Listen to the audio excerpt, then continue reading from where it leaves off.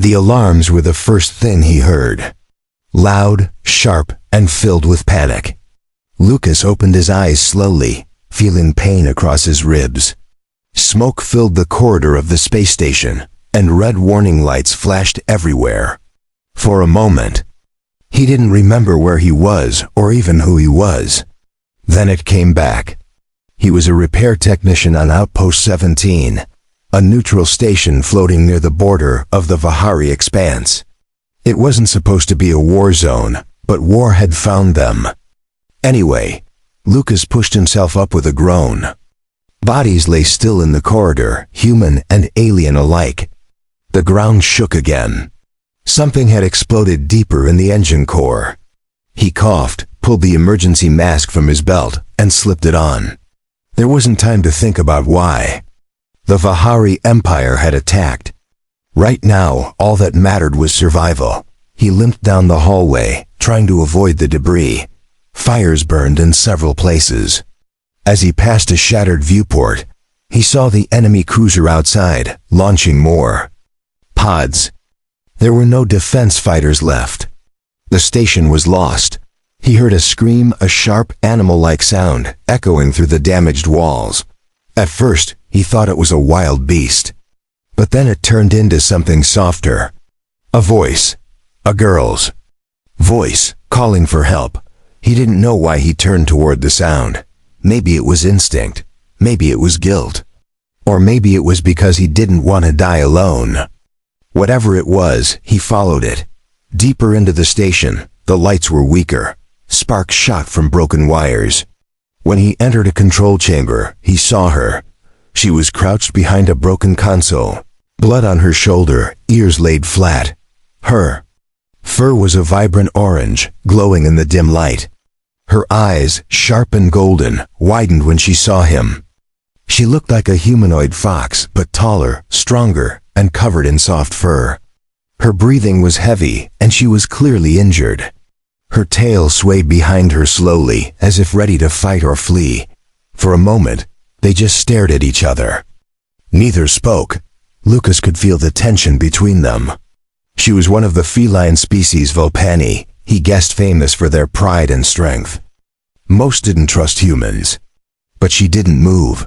He took a careful step forward. "I'm not your enemy," he said. "You're hurt." She blinked slowly. Then, to his surprise, she nodded. Lucas crossed the room and knelt beside her. He pulled out a med kit from his belt.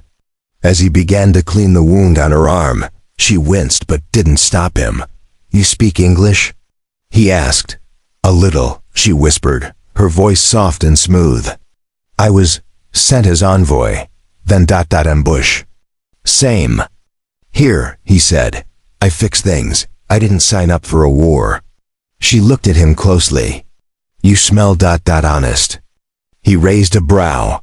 "That's a first." A sudden blast shook the room.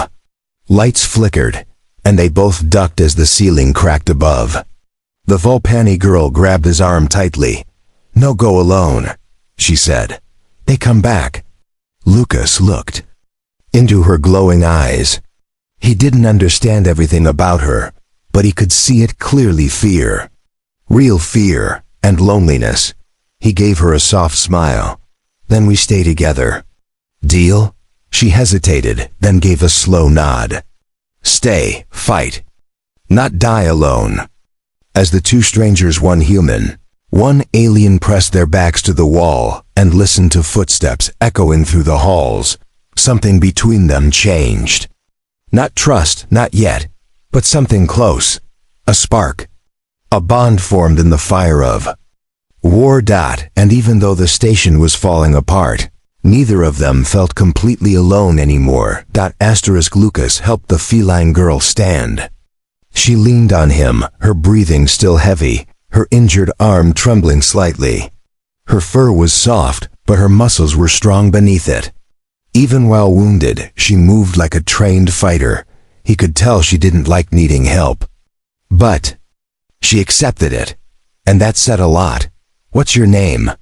he asked as they moved through the dim corridor. She looked at him carefully. "Kavua," she said slowly, "daughter of Serenkai." Warrior path. Lucas nodded. I'm Lucas. Just a repair tech. Son of nobody important. Kayla gave him a strange look, tilting her head slightly. But you are not weak, he smiled. Not dead yet, so I guess that's something. The station shook again. A low groaning sound filled the air, metal bending under pressure. Lights flickered and died. Somewhere far off, a scream echoed. It wasn't human. Lucas tightened his grip on Kayla's waist.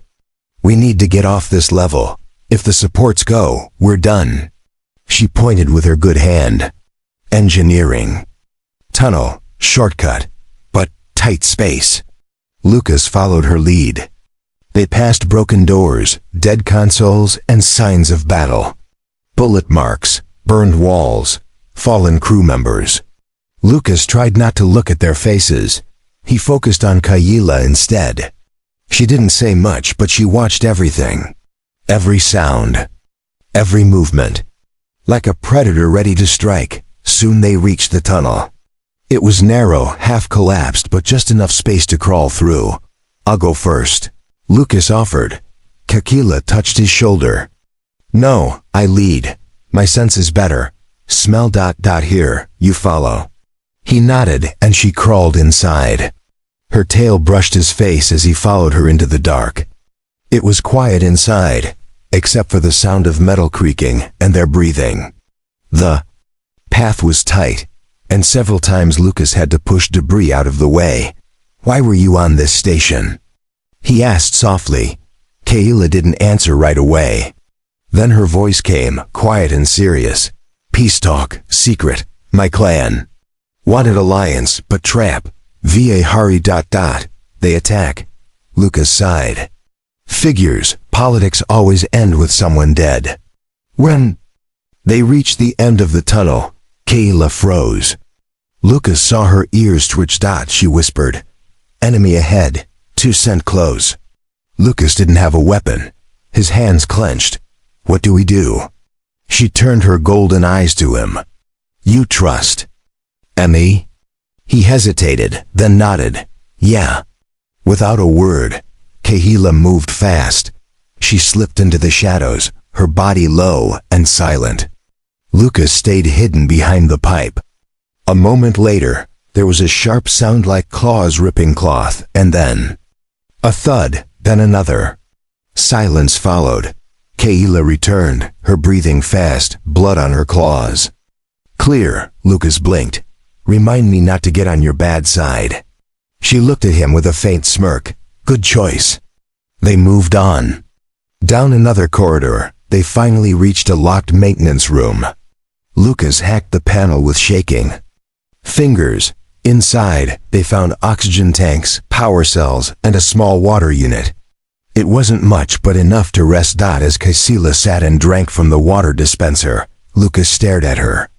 Her face had hardened again, but her eyes looked tired. Not just from pain, but from everything. You okay? He asked. She didn't answer at first. Then she said softly, my people think humans are soft, weak, but you stay, you help. You bleed for me. Lucas shrugged.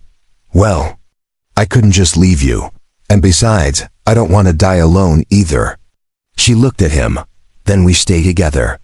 In that quiet moment, with war raging just outside the walls, 2 souls from different stars sat side by side. Not lovers, not friends, not yet. But something was growing between them, a promise. A reason to survive. And neither of them knew. This was only the beginning. Lucas woke with a jolt. The lights in the maintenance room had flickered again. He had only meant to rest his eyes for a few minutes, but time was hard to track in space. Kayla was still sitting nearby, alert and quiet, watching the door with her sharp golden eyes. She hadn't slept. You didn't rest, he said, his voice rough. She shook her head slowly. Feline warriors take turns. One sleeps, one guards. He stretched his sore arms. We don't really do that where I'm from. But, thanks. Kayla looked at him. You move a lot in sleep. You spoke strange words. Lucas chuckled nervously. Probably talking about pizza or something. Food from my planet. You'd like it. Kayla tilted her head. What's pizza? He laughed again. I'll show you, if we make it out alive. Her ears twitched at the sound of laughter. She didn't understand all of it, but the warmth in his voice made her relax. A little. Then, suddenly, a sharp beep came from the console near the wall. It was the emergency beacon, still active. Lucas rushed to it and checked the screen. A small signal was blinking, a possible escape shuttle docked at Base 6. There's still one shuttle left, Lucas said. It's old, but it might work. Kayla stood up, her expression serious. Far from here? Lucas nodded. Other side of the station. We'll have to move fast and quiet. They gathered supplies quickly. A plasma torch, backup oxygen, and a small energy scanner. As they stepped out of the room, the station felt colder, quieter, like the dead were watching. They moved together through the corridors. Lucas followed Kayla's lead. She walked low, her tail silent behind her, her sharp eyes scanning everything. She stopped suddenly and raised her hand. Wait, she whispered. Footsteps. Heavy. More than one. Armed soldiers. Vahari. Kayla grabbed his wrist and pulled him into a dark storage room. The door clicked shut just before two enemy troops passed by outside. Lucas could hear their breathing through the walls. He whispered, "They're hunting survivors." Kayla nodded. Mercy not part of their code. They waited. Time felt slow. Lucas's heart pounded. He looked at Kayla in the dim light. She wasn't just strong, she was calm, even in danger. He admired her for that. When the footsteps faded, she opened the door carefully. Clear, go, they continued. But the path to Base 6 wasn't easy. Fire blocked one corridor. The floor had collapsed in another. They had to crawl through broken air ducts, climb across twisted metal beams, and jump over a wide gap where the floor had been blown apart. Lucas nearly slipped, but Kayla caught him. Her claws dug into the metal as she held his arm. "You fall, I go too," she said. "We survive together." He smiled weakly. No pressure. Finally, they reached the hallway to Base 6. It was quiet, too quiet. Kayla stopped him with one arm. "Trap," she said. "Smell wrong. Air ... Cold." Lucas checked the scanner. "A hidden energy spike. Mines. Motion sensors," he whispered. "We can't run straight through." Kayla crouched low, studying the pattern. Then she pointed to the ceiling panels. "Climb over?" He looked at the distance. It wasn't impossible. But if they fell, they'd trigger the trap. "We try," he said. Kayla went first. She moved like a shadow, her claws digging into the support beams. Lucas followed, his hands shaking slightly. Step by step, they crossed above the death zone. Sweat ran down his face, but he didn't stop. When they finally dropped down on the other side, Lucas let out a shaky laugh. That was insane. Kayla touched his shoulder gently. "You are brave." He looked at her. "So are you." Ahead, the hangar doors were still intact. If they could just get inside, they might have a chance. But Lucas didn't know someone was already watching. Then through a cracked security camera, eyes cold and waiting, and the next move would change everything. Lucas stared at the massive hangar doors. The sign above read Base 6, Emergency Shuttle Access. His heart jumped. They had made it this far, crawling through fire, hiding from soldiers, and crossing deadly traps.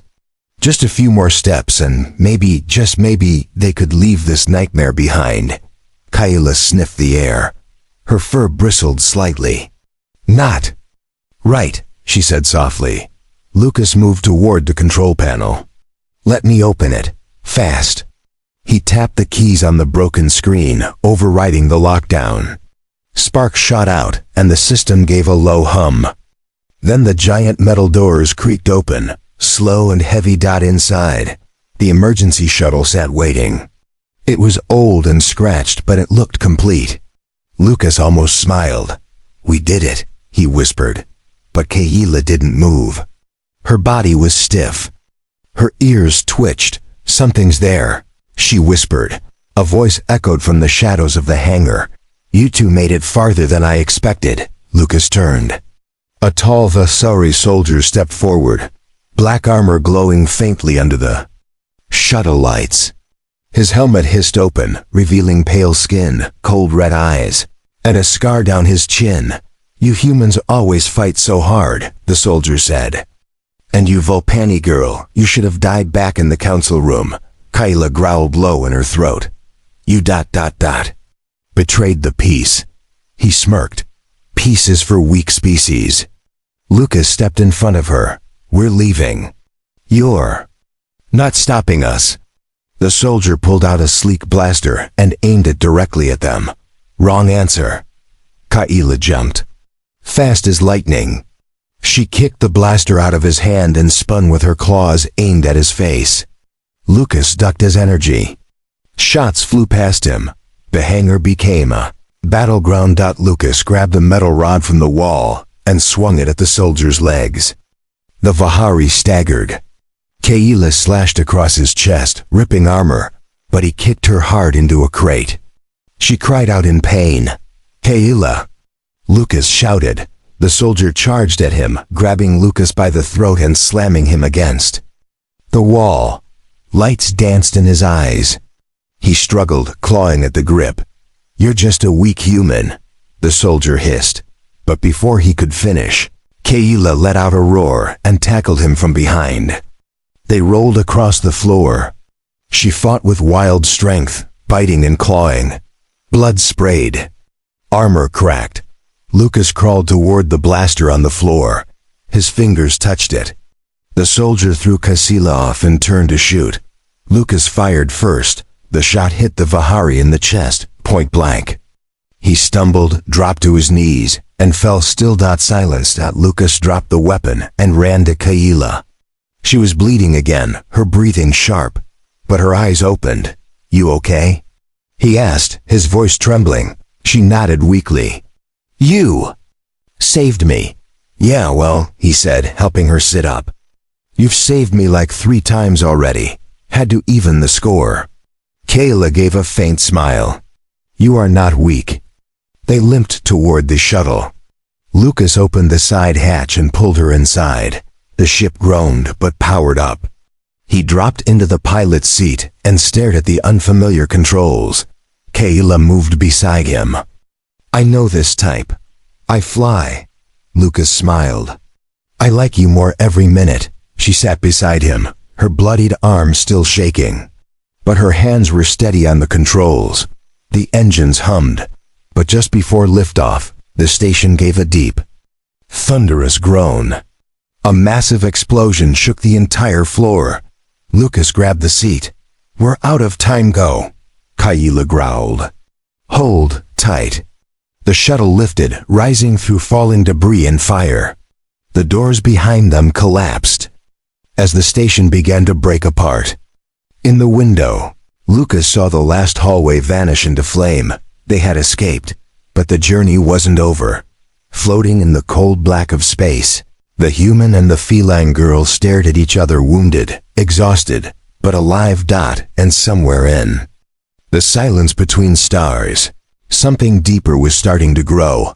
The stars outside the shuttle window were still and endless. No sound, no movement. Just cold, black space stretching forever. The station behind them was gone, now just a cloud of fire and floating debris. Lucas leaned back in the co-pilot's seat, eyes half closed. He had burns on his hands and cuts across his arms. But he was alive. Kayla, beside him, was slumped in the pilot's chair, her fur dirty and matted with blood. Her eyes flicked over the controls, her breathing slow. "How far can we go?" Lucas asked quietly. Kayla didn't look at him. "Fuel low, navigation system damaged, we drift, so we're stuck." She nodded. Lucas rubbed his face and looked around the small cabin. It had no food, Barely any water, and only enough oxygen for one person to survive a few days. He didn't say it, but Casilla already knew. She pulled off part of her armor and leaned back, closing her eyes for a moment. Her golden fur was stained, her muscles twitching under the strain. "I'm sorry," Lucas said after a while. "I thought we had a way out. You saved me," she said softly. "That is enough." Lucas sat down across from her. The space between them was quiet, heavy, and yet not empty. "I always thought if I died in space, I'd be alone," he said. "Floating out there like trash." Kafila opened her eyes. "You are not alone." Her words were soft but strong. He looked at her. She was beautiful, even broken. Not just her face, not just her body. Something about her soul. Strong, loyal, proud. She had fought for him, bled for him. And now, even with death nearby, she stayed calm. "You're not afraid?" he asked. Her ears twitched. "Fear is natural, but not shameful. We face it, together." Lucas felt something deep in his chest. Not love, not yet. But something close. A warmth in all this cold. She looked at him, eyes searching. "Why did you help me, Lucas? You had no reason." He hesitated, then answered honestly. "Because when I saw you, afraid, hurt, I knew that feeling. I felt alone for years. I didn't want you to feel that too." Kayla was silent. Then slowly, she reached out and touched his hand with her clawed fingers. Gently, her warmth surprised him. "I'm glad it was you," she said. "Not any other human. Just you." They sat like that for a while, two strangers in a dying ship, holding on to something fragile. Then a sharp beep broke the moment. Lucas turned to the console. "A signal. It's faint, but it's real." Casilla leaned in. "Who?" "I don't know," Lucas said, "but if it's friendly, they could save us." He grabbed the emergency transmitter and boosted the power. The signal flashed. "Again, please," Lucas whispered. "Somebody, anyone." For the first time in hours, Kayla smiled just a little. Hope, still alive. The ship creaked. Time was running out. But now, maybe they had one more chance, and in that quiet moment, surrounded by stars, neither of them felt like dying anymore. The signal kept blinking, steady but faint. Lucas stared at the screen, trying to make the weak message stronger. Kayla sat beside him, her eyes focused, her breathing slower now. The cold inside the shuttle was getting worse. Power was failing. "Someone's out there," Lucas said. "It's not clear, but it's not Vihari. Could be rescue." Kaylee leaned closer. "Send message, say who we are." Lucas nodded and pressed the mic. "This is Lucas Brandt, civilian technician. I'm aboard emergency shuttle Delta 6. We escaped the attack on Outpost 17. I have one passenger Volpani warrior wounded. We're low on oxygen. Please respond." Static. Kayla placed her hand gently on his. "Even if no answer comes, you did your best." Lucas looked at her, his voice low. "We both did." Minutes passed, no reply. The stars outside looked closer somehow, brighter, but also colder. Kayla's eyes began to close. Her voice was soft. "Lucas, if this is end, I do not regret it." He touched her arm. "Don't say that. We're not done. Not yet." Suddenly the screen flickered again, a clear tone. Then, a voice. "Shuttle Delta 6. This is Allied Patrol Vessel Radiant Dawn. We received your signal. Locking onto your position. Hold tight. We're coming." Lucas's heart nearly stopped. He looked at Kayla. "They heard us," she smiled weakly. "You see? Not alone." Outside the window, a ship appeared, long, bright, glowing with blue engine light. The patrol vessel slowed beside them. Moments later, a soft thud echoed through the hull as the docking clamps engaged. The hatch hissed. Air pressure shifted. And then, The door opened. Two medics stepped inside, their faces shocked when they saw the blood, the damage, and the two survivors clinging to life. One human, one feline. She needs help, Lucas said, voice shaking. Take her first. Kayla grabbed his hand as the medics reached for her. Together, he nodded, always. They were carried into the warmth of the rescue ship, blankets wrapped around them.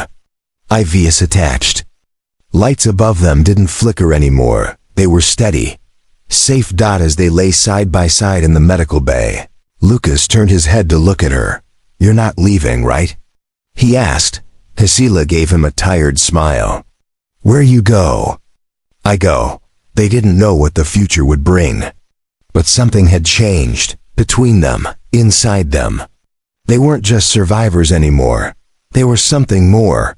And though they had been trapped in a dying station, facing fire, war, and silence, they hadn't died alone. They had found each other.